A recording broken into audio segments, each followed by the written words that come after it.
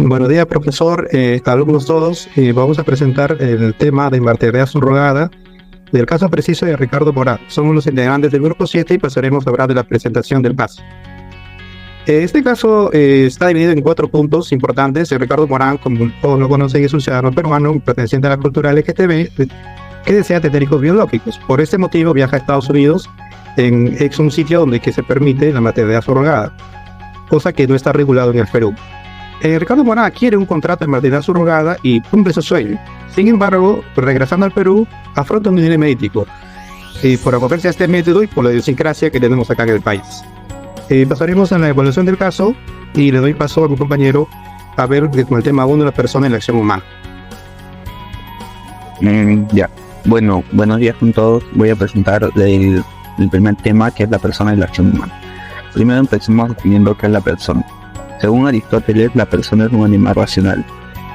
Ahora, si queremos demostrar que otros filósofos también mencionan lo racional en sus definiciones, podemos demostrar a Severino Boecio, a Ramón Lucas Lukács, a Santo Tomás de Aquino, quienes mencionan lo racional también.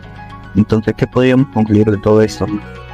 Podemos concluir que la persona es un individuo que comparte grandes características con los seres vivos, y lo único que nos diferencia sería lo racional, que implica pensar, actuar, tomar decisiones, entre otras muchas cosas, entre otras cosas más.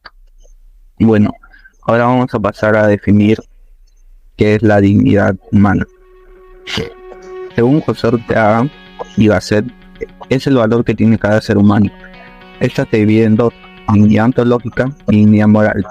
La dignidad ontológica es la dignidad con la que todos nacemos y tenemos solo por el hecho de ser humanos. La dignidad moral va de la mano con el valor ético que toman nuestras acciones, que la sociedad acepta o rechaza. Bueno, ahora vamos a pasar a definir qué es la acción humana. Los actos humanos son acciones ejecutadas consciente y voluntariamente por la persona. Ahora vamos a pasar a mi postura sobre el caso de Ricardo Morán. Se respeta la dignidad en el caso de Ricardo Morán. Después de analizar el caso y los diferentes conceptos de los filósofos, he llegado a la conclusión de que no se respeta la dignidad de parte de la madre subrogada ni la de los mellizos, ya que se les trata como un objeto.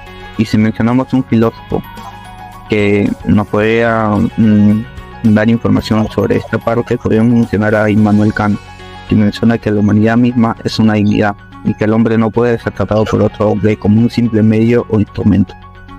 Bueno, gracias. Ahora voy a pasar a mi compañero Jesús. Gracias, Abel. Continuaré con el tema de qué es la ética en un análisis con la diferencia en la moral.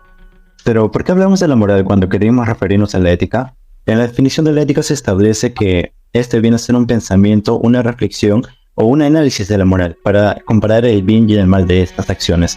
Pues la persona, al seguir reglas sin fundamento o sin razón, está recayendo en un círculo vicioso del cual no podrá salir en su ignorancia. Esto proviene desde la etimología, en un significado de ethos y moralis, en el que se refiere a lo que viene a ser la ética y la moral, proveniente del griego y el latín respectivamente. Ethos se menciona por primera vez con Aristóteles, que refiere a esta palabra como un hogar, un hábitat y entre otros significados, que a lo largo de la historia se fue refiriendo a un tema más de pensamiento, pero provenientemente por Drake es un tecnicismo que ambos se les denomina lo mismo. Luego, una frase a resaltar sería de Aristóteles, que dice que al igual que el arquitecto, el juez tiene que interpretar la ley para el caso concreto que se le presenta. Ahora pasamos con la definición de moral, que proviene de un conocimiento desde la sociedad, la familia, amistad, normas y entre otras, en un conjunto de costumbres, valores, deberes, acerca de cómo debemos de actuar en la ética, que es lo que cuestiona principalmente. Aristóteles menciona acerca de la comprensión y de las acciones humanas, al igual que se nos habla en los distintos textos, y se nos cuestiona de por qué deberíamos de actuar así, a través de la moral. Básicamente, resumiendo, la ética vendría a ser la reflexión acerca de las normas que se emplean en la moral, obtenidas por un conocimiento empírico general. Pasamos con los conceptos con mi compañero Ronald.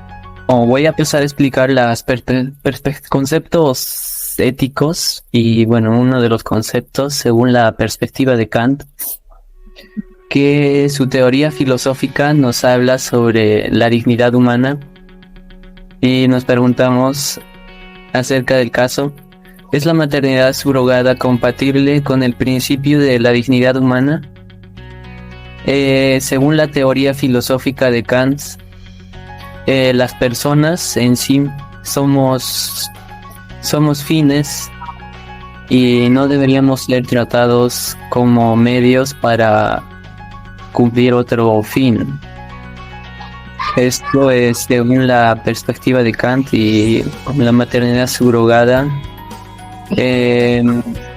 trata a la madre gestante como un medio para satisfacer los deseos de los padres biológicos, en lugar de respetar su autonomía y su dignidad como persona. Bien, ahora pasamos a la perspectiva de Jon Stewart.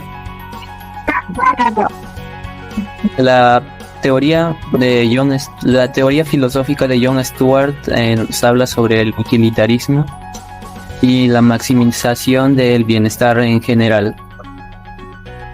Y nos preguntamos si la maternidad subrogada aumenta el bienestar general o genera más problemas éticos. La teoría de Jon Stewart nos habla sobre que su teoría se basa en maximizar la felicidad o el bienestar en general. Esto con respecto a la maternidad subrogada, nos dice que si la práctica le hace bien a cierto grupo de personas, como por ejemplo padres infértiles o individuos del mismo sexo que quieren tener hijos, o hasta incluso hay madres que no quieren, por ejemplo, embarazarse por ellas mismas. Si les hace bien a ellos y no viola los derechos y el bienestar de la madre gestante, estaría, desde la vista moral, estaría bien. En resumen, podremos decir que mientras que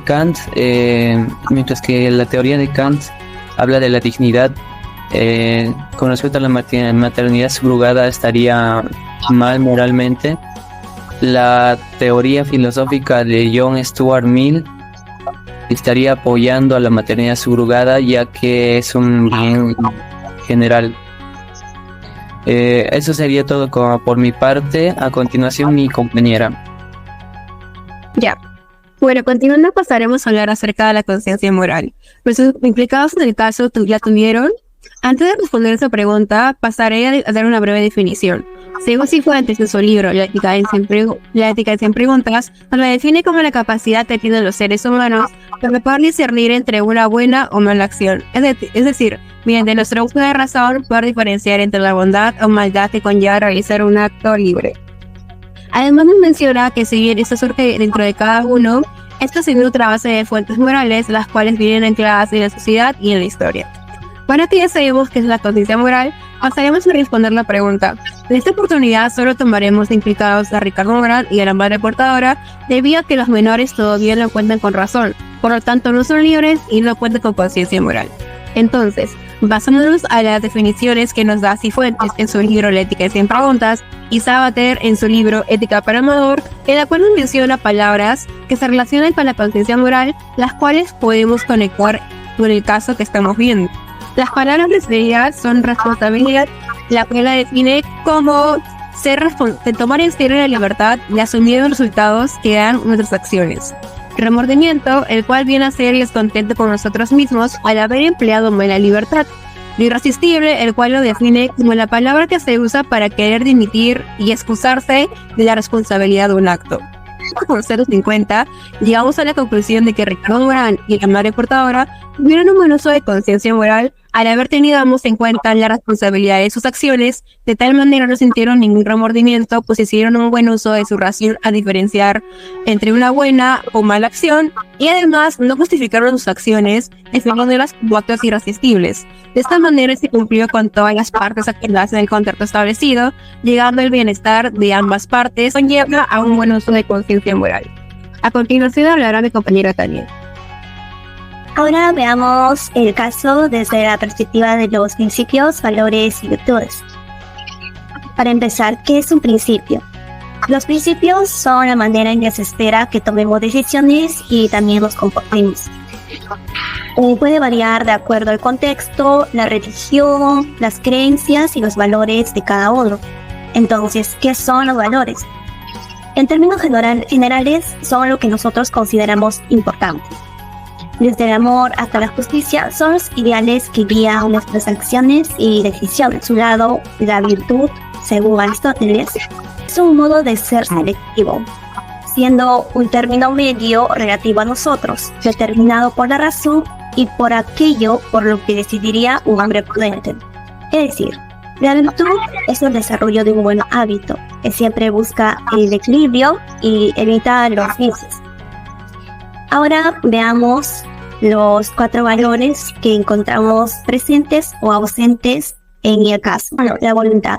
Según Rousseau, la voluntad es la fuerza del espíritu que acerca y compara las sensaciones. Es decir, la voluntad es la fuerza interna que nos impulsa a actuar de cierta manera. En el caso, se puede afirmar que la madre portadora hace uso de la voluntad al momento de tomar la decisión de ser la mediadora entre Ricardo Morán y su deseo de tener hijos, el respeto. Según el programa de Ciudadanos al Día de la UPC-TV, esto nos permite reconocer el valor que tiene cada persona. En este sentido, y también considerando el concepto de dignidad abordado en el tema 1, se llega a la conclusión de que la maternidad subrogada no respeta la dignidad de la madre portadora ni de las leyes que toman a la mujer como objeto de reproducción y a los niños como un simple producto. Ahora, el diálogo. El diálogo, según la UPC-TV, es un acto frontal, sincero y abierto. Además, en la lectura de Cortina, se menciona que es un recurso que nos permite averiguar qué es lo bueno y lo justo. En este sentido, se conoce el uso de este valor cuando los involucrados en el caso deciden que va a involucrar el proceso de todo el proceso de la maternidad subrogada. Alegría. La alegría, según Robert Louis Stevenson, está relacionado con el simple hecho de estar vivos y no con el estar feliz o contento con lo que sucede en la vida. En este sentido, en el caso de Ricardo Morán, se puede afirmar que la llegada de los 2 mellizos al mundo fue de mucha alegría para el protagonista, que en este caso es Ricardo Morán. Ahora pasemos al tema 5, mi compañero Gabriel. Pasando al tema 5 de la libertad y responsabilidad desde este enfoque, para analizar el caso de Ricardo Morán, pasaremos a los conceptos previos. ¿Qué nos dijo Aristóteles sobre la libertad? Aristóteles nos habla de la libertad desde un problema ontológico de la elección, que él lo llamaba la proairesis. También nos hablaba Aristóteles sobre una inteligencia apetitiva y un apetito intelectual. La inteligencia apetitiva muy ligada al tema de las causas eficientes para una acción, y el apetito intelectual de una acción para buscar un fin. ¿Y cómo se relaciona este concepto? Se relaciona con Aristóteles, que justamente Aristóteles nos habla de que no podía haber elección sin entendimiento y pensamiento. Entonces eso va ligado al concepto de Sabater de 2012, de que la libertad de opción está ligado a la autodeterminación de elegir. No necesariamente bien. Es por eso que la libertad moral viene a ser una libertad verdadera. La libertad moral, nos decía Sabater, que es buscar ser feliz, elegir el bien y tener hábito de elegir el bien. También otros filósofos nos hablan del el hombre está condenado a la libertad. Esto también relacionado mucho a lo que decía también Sabater y Schopenhauer, que nos hablan de que la libertad versus circunstancias no elegidas. ¿Qué quiere decir eso? Que la libertad se podría decir de que de alguna forma no es absoluta, ¿no? Es una libertad condicionada, porque tenemos circunstancias que no elegimos durante nuestra vida. Es por eso que tendemos a tener una libertad después de esa libertad limitada y también muy ligada al carácter, ¿no? Porque nosotros podemos heredar un carácter, pero podemos moldear ese carácter de acuerdo a nuestras decisiones. Pasando a lo que es responsabilidad, también Aristóteles da una definición y lo liga mucho a esta suma de que podemos ver acá, ¿no? Que es la elección y la acción voluntaria. La elección da más a la deliberación y la acción voluntaria más dada a una responsabilidad, pero más asociada a la acción.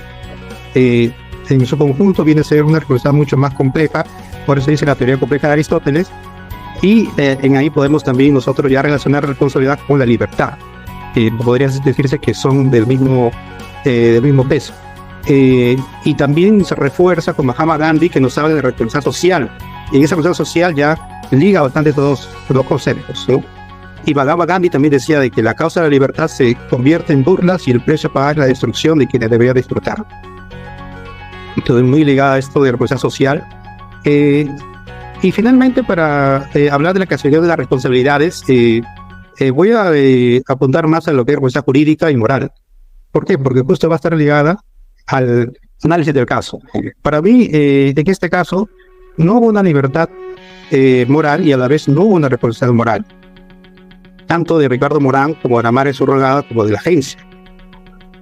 ¿Por qué? Porque si bien hay una determinación a elegir, ellos hay una lectura muy ligada a Jiménez de Garrote, donde que la doctora Parisi nos habla sobre que la dignidad viene de un tema ontológico. Entonces, no podríamos separar espíritu con cuerpo. Tendría que ser un conjunto.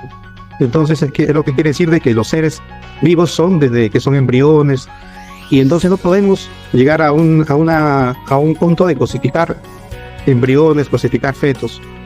Entonces, en este caso, para mí, yo estoy de acuerdo con lo que dice la doctora Parisi, y a la vez tengo esta postura de que estos tres protagonistas no tuvieron libertad moral y por ende no tuvieron una responsabilidad moral, ¿no? Y finalmente la reflexión final es de que si bien es cierto, es un caso, un dilema, que para eso está la ética, ¿no? Son normas en construcción, y estos casos de bioética, que son temas complejos, se busca que en algún momento del respectivo debate y ver cómo se puede mejorar.